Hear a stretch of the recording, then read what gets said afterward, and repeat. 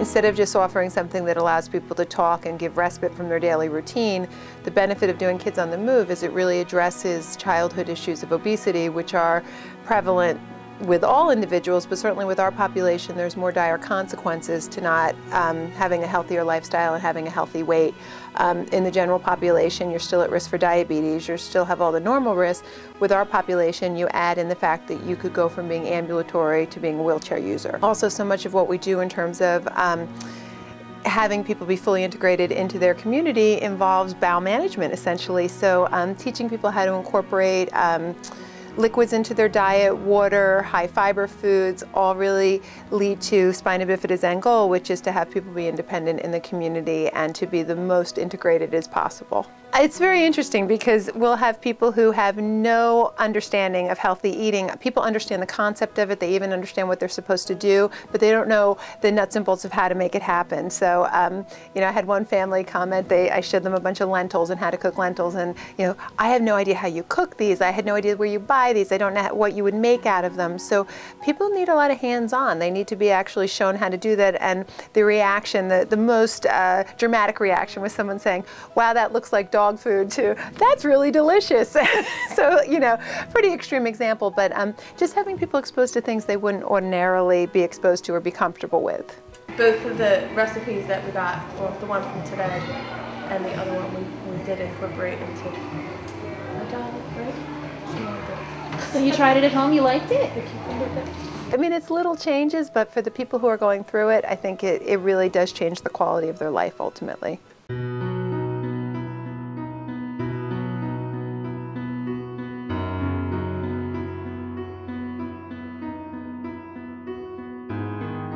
Yes, we can go out and we can support individuals in need and provide them coordinated care, but by working with Christopher Reeve Foundation, we're able to take that work we do and multiply it through the community.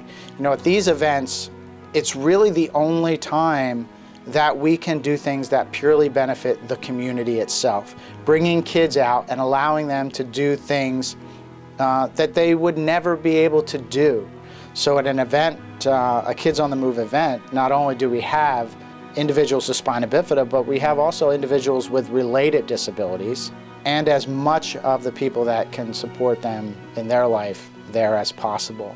And, you know, to see mothers and fathers of children with spina bifida connecting and finally having somebody that they can talk to about what it's really like and share their concerns and the stress that it creates on their family is just another way that we as an organization can provide supports to this broader definition of what the spina bifida community really is. Our families need a lot of support, not just from professionals, but from each other. It's really easy for professionals to say this is best practice, but for other family members to say, yes, when we implemented this, it was very challenging, but the positive result was this. So the ongoing peer support that they get from meeting one another is really the most critical. The other thing that we did when we picked the sporting events that we would allow them to get involved with, we picked people who had ongoing things that they could do. So we're hoping that they'll build networks of support outside of just our organization. We'll continue with some of these projects. One of my favorites was the adaptive circus that we just did. I mean, it was the coolest thing in the world, seeing kids who were in braces and using crutches up on a tightrope. I mean, there's therapeutic benefit as well as self-esteem, and just it was fun. So I would say all in all, it was a success on every level.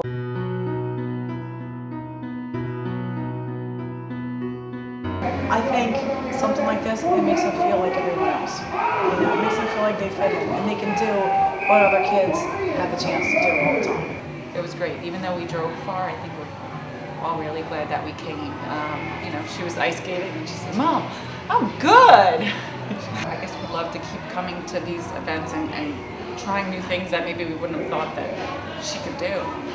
Everybody, when I told them we were going ice skating, especially her grandfather, was like, no, you're not taking her ice skating. But when I saw her out there, the men were pushing her and it was great. She was smiling the whole time. It was wonderful. I would have never dreamt of bringing her ice skating, and she had a ball out there.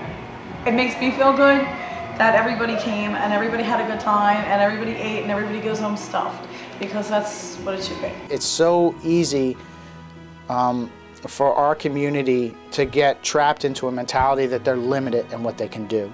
But Christopher Reeve and the Kids on the Move program allows us to expose them to things, and make them, sometimes for the first time in their life, realize that, you know what, I can do everything.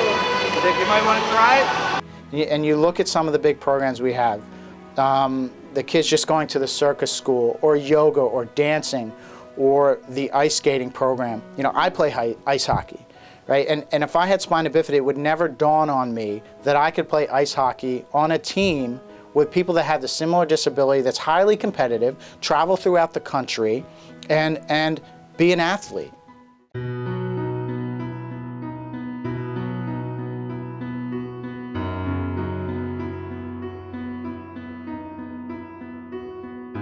He likes sports. One of the coach come to me and shake my hand, and I'm like, he's a player.